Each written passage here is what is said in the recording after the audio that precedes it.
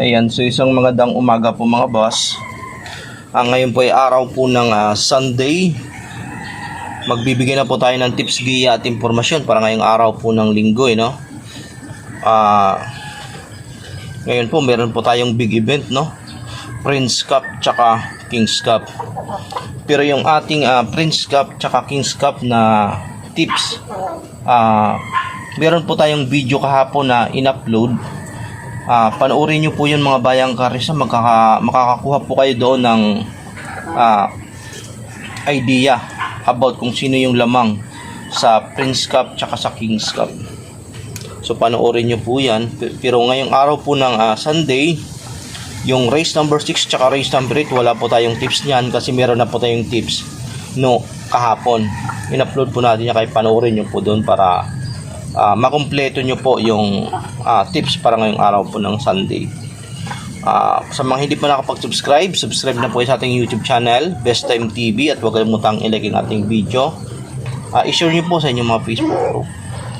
Proceed po tayo, race number 1, 13th Mayor R.D. Bagatsing Sr. Mr. Hermes Gira Trophy Race, 1400 meters, Pick 5 event. Alas 2 ng hapon ang start po nito.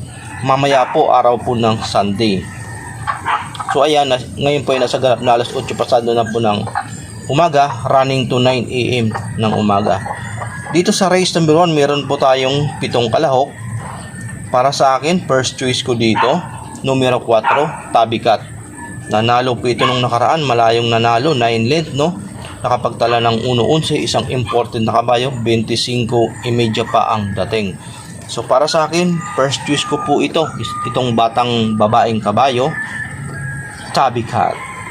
Second choice ko itong derimating kabayong Angelic Boom. Isang derimating kabayo po ito.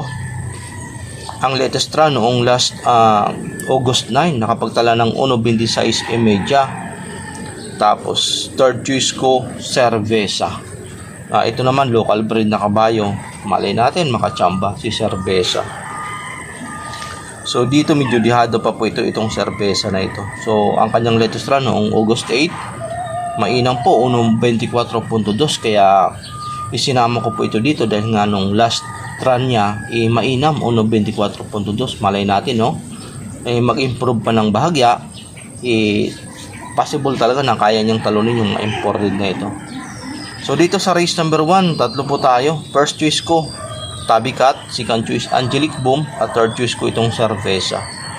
Proceed po tayo, race number 2, umpisa ng Pick 6 event. 4-year-old and above local horses, milya ang distansya, umpisa ng Pick 6. Dito sa race number 2, meron po tayong siyam na kalahok, Para sa akin, susuluhin ko na po itong numero 2, Jungkook. Susulo po ako, race number 2, Jungkook. So race 3 po tayo. Race number 3, Mr. Aristio Pochpuyat Trophy Race, 1400 meters, umpisa ng winner take all event. Itong race number 3, sa umpisa ng winner take all, anybody's race po ito, mga bayang karista. Tingin ko lahat po ito may panalo dito. So first choice ko dito, Hot Legs na numero 9. Para sa akin, nung last August 8, nakapagtala po ito ng 1.28.4, tersero po ito, isang derimating kabayo. Second choice ko po, Minimal Invasive, nanalo po ito nung nakaraan, noong August 9, 1.28 sarado. Tapos third choice ko, Mirror of Justice na numero 7. So dito, tatlo ako sa race number 3, Hot Legs, Minimal Invasive, tsaka Mirror of Justice. Itong race number 3, anybody's race po ito. Magdagdag po kayo mga bayang kararista. Race 4 po tayo, 13th Mayor R.D. Bagatsing Sr. 3-year-old local horses, milya. Umpisa ng second set ng Pick 5. Dito, tingin ko, Hoverdam. Tumakbo po ito sa third league ng Triple Crown, para sa akin, tersero po ito, kila Bermuda Triangle, tsaka Gusantino Go. Para sa akin, lamang na po ito dito. Kung may tatalo man kay Hoverdam, tingin ko California Queen tsaka Little Bitty Boy. So ayan, so sa mga nagtitipid dyan, pwede na to Hoverdam. Sa mga nagpo-protection dyan, tingin ko kalaban California Queen tsaka Little Bitty Boy. So kayo na lang po yung bahala mamili dito mga bayang karerista. So race 5 tayo, Vice Gov Sandy Javier and Congresswoman Lolita Javier Trophy Race, 1400 meter race, umpisa ng Pick 6 event. Ito mga imported yung tatakbo dito. Tingin ko Inibalis Race din po ito. First choice ko dito, no, Riveros na numero 3. Segundo noong last August 7. Kalaban sila Miss Peacemaker. Na segundo po ito. Second choice ko po Flaming John. Tercero din po ito noong August 7. Kalaban sila Miss Peacemaker Riveros. Tercero po ito. Kinapos lang talaga ng remate. Tapos third choice ko dito Tadeus. Ito mababa na po sa laban. Nung nakaraan walang tinatakbo si Tadeus, no? Pero sabi ko pa nga mababa na po ito sa laban. So dito tatlo ako sa race number 5. Riveros, Flaming John, tsaka si Tadeus pa ako race number 5. Ang race number 6 panoorin nyo po. Kahapon nag-vlog po tayo kahapon ng hapon, Sabado, araw ng Sabado. Blinag po natin kung yung ano natin, yung prediction natin at mga idea about sa Prince Cup. Panoorin nyo po mga bayang kasi yung ating video. So race 7 tayo, Engineer June Sevilla and Newport World Resorts Trophy Race, 1400 meters, umpisa ng Pick 6 event. Itong race number 7, tingin ko Inibalis Race din po ito mga bayang karerista, ha. Inibalis Race po ito. Dito first choice ko dito mga bayang karerista, no.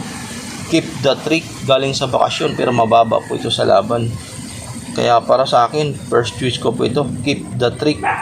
Second choice ko po Dorian. Ito mababa na rin po ito sa laban. Kaya talagang isasama ko po itong second choice, itong si Dorian. Alam nyo naman itong si Dorian mga bayang karerista, no? Malakas yung nilalabanan nito. Tapos third choice ko dito, itong numero 2 Super Pinay, isang dramating kabayo. Pero imported po ito. So, yan. So dito tatlo ako sa race number 7, Keep the Trick. Tapos Dorian, tsaka itong si Super Pinay ako sa race number 7. Race number 8, nag-vlog po tayo kahapon about sa Prince at tsaka Kings Cup. Meron po tayong mga idea doon, prediction natin. Panoorin nyo po yung ating video dyan sa Prince Cup tsaka Kings Cup. So ganun din po, andun po sa natin sa kabilang video. So race number 9 na po tayo, Stradcom Trophy Race, 1400 meters, Pick 4 event. Itong race number 9, dito first choice ko dito mga bayang karerista, no. Itong numero 4 gain, mababa po ito sa laban. So ito nagpagpag na rin po ito ng kalawang ng ilang beses. First choice ko po yan. Tapos second choice ko itong numero 3 na couple entry, Maris Century tsaka Simply the Best. Puro po ito imported. Kaya second choice ko po yan mga bayang karerista. Third choice ko po dito itong numero 8 Exemplary. Ito tumakbo noong last August 5, nakapagtala ng 1.11.6. Pang-apat po ito sa nanalong si Perfect Shot. So dito tatlo ako sa race number 9, no. First choice gain, second choice ko Simply the Best, Maris Century. Tsaka itong si Exemplary ako sa race number 9. Race number 10 na po tayo. Soler Trophy Race, 1400 meters. Dito meron po tayong siyam na kalahok. First choice ko po dito Sonic Clay, masyadong mababa po ito sa laban. Ito stick race contender po ito. Tumatakbo pa nga po ito nung mga nakaraang taon sa Gold Cup. So para sa akin Sonic Clay, first choice ko po ito. Second choice ko po dito itong numero 4 na couple entry, Brown Pirate tsaka Hakim. Third choice ko Orient Express. So dito tatlo ako sa race number 10, no. Sonic Clay, Brown Pirate tsaka Hakim tsaka Orient Express. So tiningnan ko pa lang yung kanilang lineup, talagang itong tatlo na ito nakakalamang dito sa race number 10. So dyan na po ako mga bayang karerista. So race 11 na po tayo, Bet 82 Trophy Race, 1400 meters. Itong race number 11, no, penultimate race na po ito. May 8 kalahok po tayo dito. First choice ko itong numero 3 Tan Caloquin. ito medyo gumana ang laban. So ito napuputo lang si Kabayo kasi tumakbo po ito ng dalawang sunod na dikit na puro po siya segundo. July 5 tsaka August 14. So yan, puro po siya segundo. Second choice ko po dito mga bayang karesta, itong numero 8, Valentine Party. Segundo po ito noong August 16. Nakapagtala ng 1.23.8. Tapos third choice ko, Red Queen. Ito talagang veteranong kabayong Red Queen. So dito tatlo ako sa race number 11, no? Pankalo Queen, Valentine Party, tsaka Red Queen ako sa race number 11. So race number 12 na po tayo, paratingan New San Jose Builders and Oona Insurance Trophy Race, 1400 meters, paratingan na po ito mga bayang karerista. First choice ko dito itong numero 9, Sterling Pounds tsaka Katakataka. Itong Katakataka na ito umintado nung huling takbo nito nung August 7, nakapagtala ng 1.11. Napakainam na ang itinakbo ni Katakataka. Second choice ko po dito, Guerrero Warriors. August 7 na kanyang latest run, 1.13.6. Mababa rin po ito sa laban. Third choice ko, Pound Trick na numero 5. Ito mababa rin po sa laban, isang imported na kabayo. Tumakbo noong last July 25, nakapagtala ng 1.29. Tapos noong August 8, tumakbo ito sa barya, nakapagtala ng 1.13. So dito tatlo ako sa race number 12, no?